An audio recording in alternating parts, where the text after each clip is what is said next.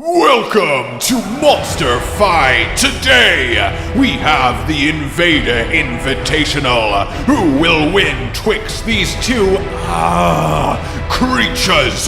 Will it be the B-52, the bomber, the better than you? Or will it be the old Jho, the classic, the eater of worlds, and the fucker of quests? Begin! Oh yes, if this is not a fated matchup, well, I don't know what is. The two invaders of world. But which one is the more powerful animal? Both of them hold a special love-hate relationship with us. Both of them infamous in their own right. And I know what you might be thinking, alright? A lot of you might be instantly going, I mean, come on, it's obviously Jho. Yeah, I know they draw in a turf war, but it's Jho. It's freaking Deviljho. He started this invader game. He is the king. He's the freaking eater of worlds. He goes to an all-you-can-eat buffet and then eats the building. And yeah, Deviljho is on the shortlist of monsters you don't want to end up in a fight with. He is voracious, relentless, and punches high above his already immense weight. However, no matter who you are, it is quite difficult to go about combating someone who is essentially growing grenades and then using your face to pull the pins. Make no mistake, Bazelgeuse is incredibly deadly in his own right, sporting one of the most effective natural weapons, well, in the entire series. So how do we go about collating these two terrifying titans? Well, firstly, if they were made real, if they were wrought flesh in our world, and assuming they didn't get crushed under their own weight, it would be a quick, brutal, and above all, bloody encounter. So predators, of which these two are undeniably world-class ones, don't mess around. They go for the killing blow as quickly as possible, minimizing risk to themselves and minimizing effort expended.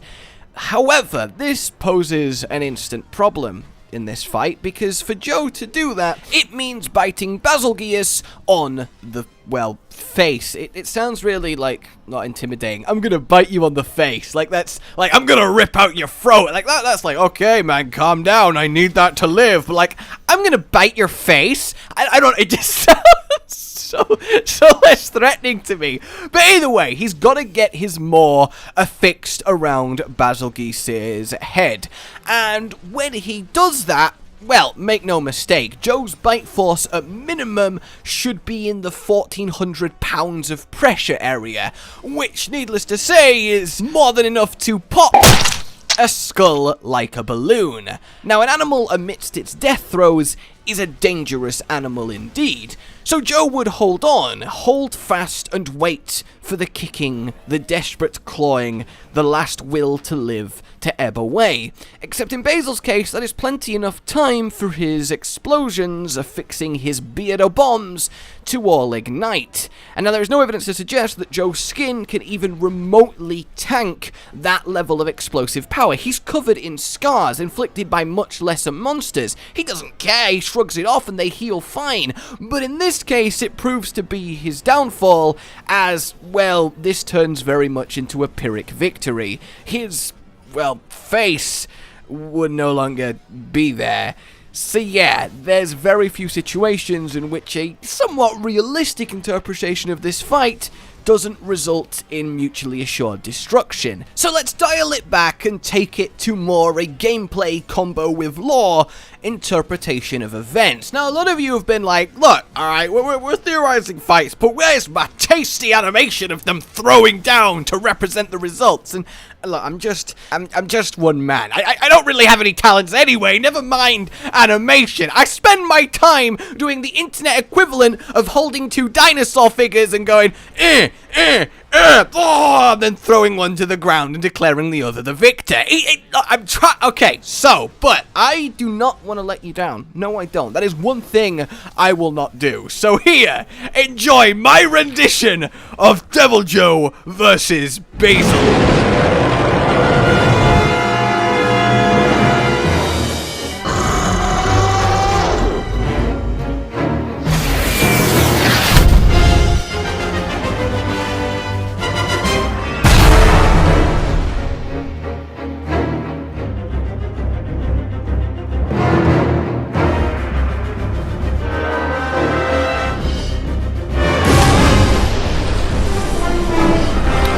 Right, now that we've got that train wreck out the way, let's do this properly. And where else to begin but the turf war? A shockingly useful tool at determining just how these two would go about combating each other. Like we discussed, Jho immediately goes for the bite. However, pre this, Basil does land, so we do have to address the flying issue. We do. Because a lot of you might be along the thought line, and I was initially, of, well, Basil sits in the air, dropping bombs, and as long as he doesn't get dragon breathed or just stays out of range for it, it dissipates pretty quickly. He can't really lose. Jho will eventually succumb to the explosions. They're powerful, and yeah, that actually would be spot on. Technically speaking, Bazelgeuse has the potential to flawless Jho 10 out of 10 times, or at least force him to retreat, which he doesn't do. He's biologically programmed to never give up, never surrender. He's essentially a dinosaur Spartan, and he would just sit there, take it until he died, anger frothing out of his mouth. But the thing is, that would never happen, because neither of these two are elder dragons. There's no intelligence going on there. Well, there's, you know, an appreciable amount for an animal, but there's no tactics, there's no real planning, there's no strategy going on here. They are instinct, and they act as such. Basil is a thick flying wyvern. He has huge wings to support his long-distance nomadic travel, but also literally himself. His body mass to wingspan ratio is kind of silly.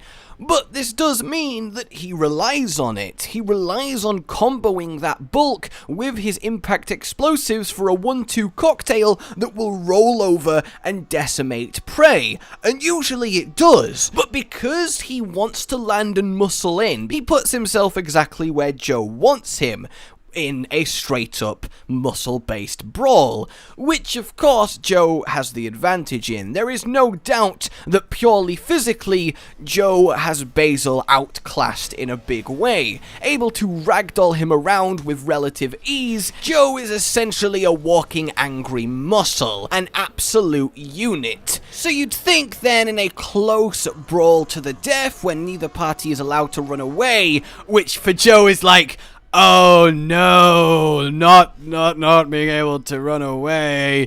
That's the worst. I just hate it when I have to fight to the death. Oh, woe is me. But you'd think Jho is significantly advantaged here. Well, maybe not so much. You see, for all his strength, it might prove to be worthless. Let's look at Bazelgeuse and his explosions. So he likes to put his face in them, right? He takes them point blank. And the thing is, when you are point blank next to an explosion, yeah, the fire and the heat and the shrapnel, not great, but the main thing that'll get you is the shockwave. A compressed wall of air blasting out, past and through everything within its range, destabilizing and obliterating it. And needless to say, a body of flesh, blood and bone does not handle this well, because it's not just affecting one localized area, it is passing through, affecting the entire body at once. All that energy has to go somewhere, and well, your bones shatter, internal rupturing and bleeding galore, your organs destroyed. You essentially are not in a great way. But the thing is, this extreme effect is only at the epicenter. As it gets further and further away, it exponentially gets weaker. But that's not really relevant, because Basil constantly bathes in his own explosions, and he is large and the explosion's relatively small, so it's not going to be super pronounced, but the fact remains he is consistently subjecting himself to these waves of force passing through his body, normally, you know, directly his brain, and, well, nothing negative happens, essentially rendering Bazelgeuse as a living shock absorber of impressive magnitude, leaving you with something not too dissimilar of unstoppable force immovable object. And incidentally, in that situation, the two objects would just phase through each other. That's the only way to satisfy both their attributes. So, to the task at hand then. This means that Jho's main arsenal is, well, disabled. His tail whip, his hip check, his jump and slam, his hip check, his face smash, his hip check, it's all going to do, well, this. So he's left with two weapons, his teeth, mouth, jaw, and the dragon breath. So let's talk about the dragon breath. The dragon element is mysterious, used in many different ways by a myriad of different monsters.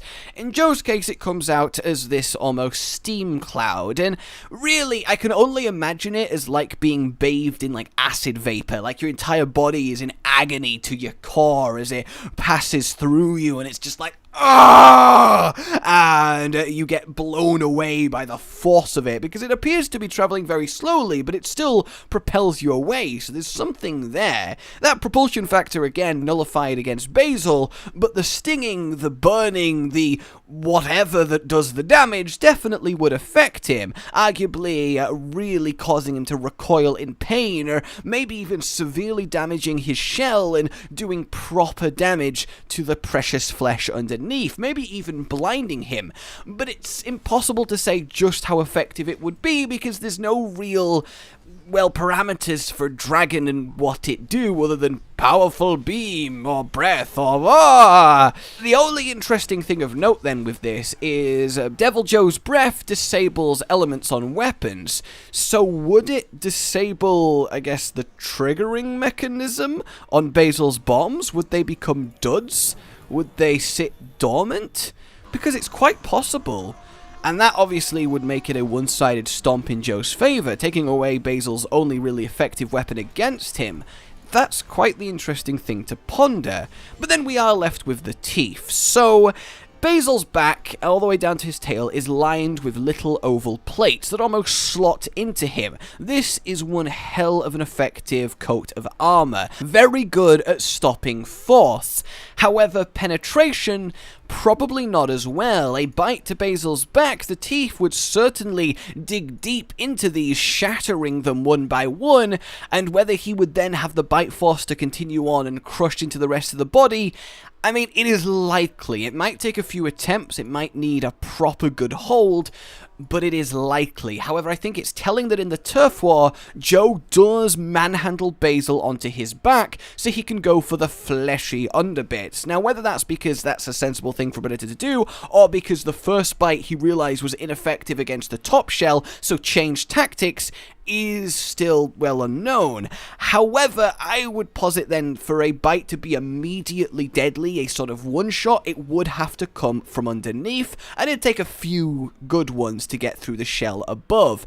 Jho's defenses then, as I said, aren't much to speak of. He is covered in deep scars, flesh gouges, and the signs of battle. Now, this is all well and good, normally, because he shrugs it off and keeps on going and heals, but it does mean that if such lesser monsters that he preys on have been able to do this to him, Bazel's explosions are going to hurt. They are going to hurt a lot, and they are going to send him reeling fairly often. But that's really Bazel's only weapon here. Nothing else he can bring to bear would do, well, essentially anything to Jho. His mouth is pathetic, his bites are non-existent, at least at this scale.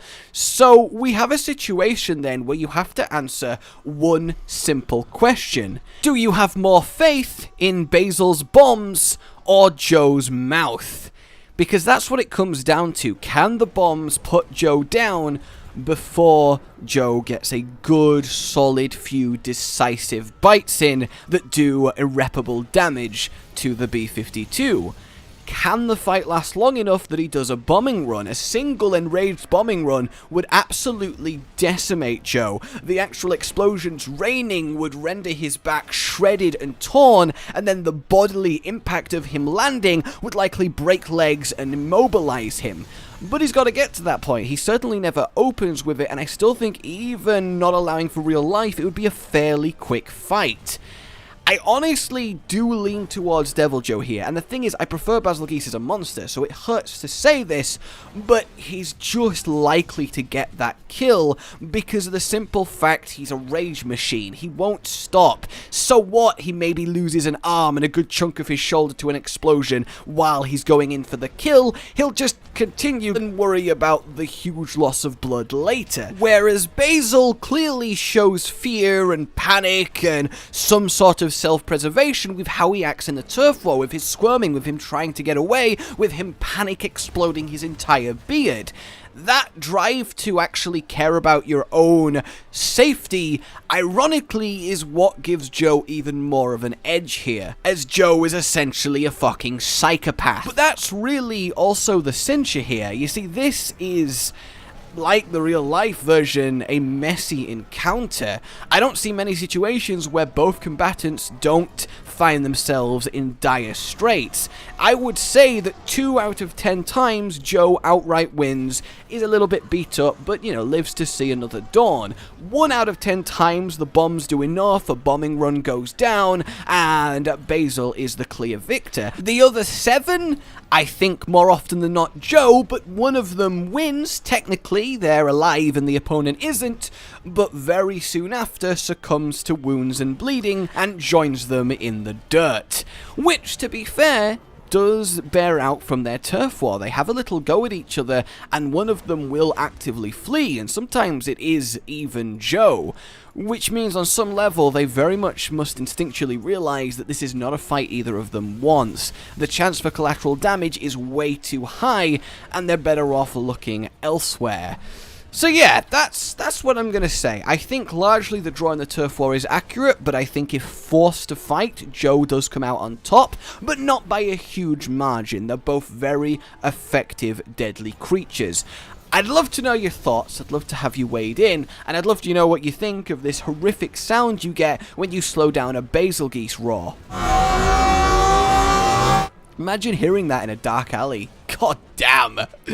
But yeah, I had a lot of fun with this one, and I know what you might be thinking, wait a minute, the Invader Invitational, where the hell is Steve? Well, the thing is, look, he is an invader, that's the role that he took, but he's not an invader in the sense of that's what he normally does. So RageGamingVideos only invaded because they got forced out of their natural habitat and were just dispersed around the world. But the thing is, Jho and Bazel don't have a natural habitat. They're nomadic. They roam, hunt, kill, and move on. They're the only two creatures to really exhibit that aggressive, enter your house, kill everything you love mentality. Even RageGaming, who is well above both of these in terms of power, and therefore wouldn't be a good matchup anyway. And now all of you, they're like, Jho could take RageGaming.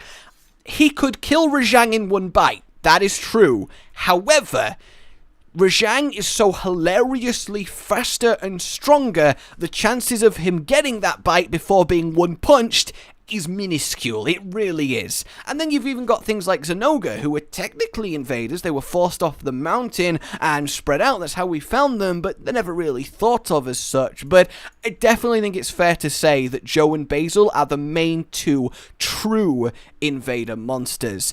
And I think they are fairly evenly matched when all is said and done, rendering this video probably kind of pointless. I'd love to get some discussion in the comments then. As always, that's what I love to see here. But for now, my name has been Josh. Like you enjoyed this, share it around. A lot of work does go into these. And subscribe for more. Oh, goodbye. Oh, no. They're working together.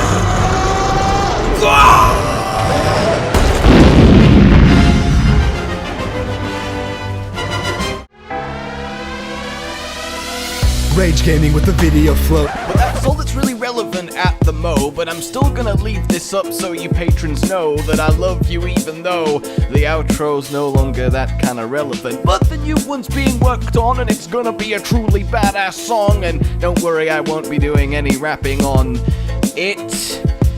I'm gonna go now. This was shit.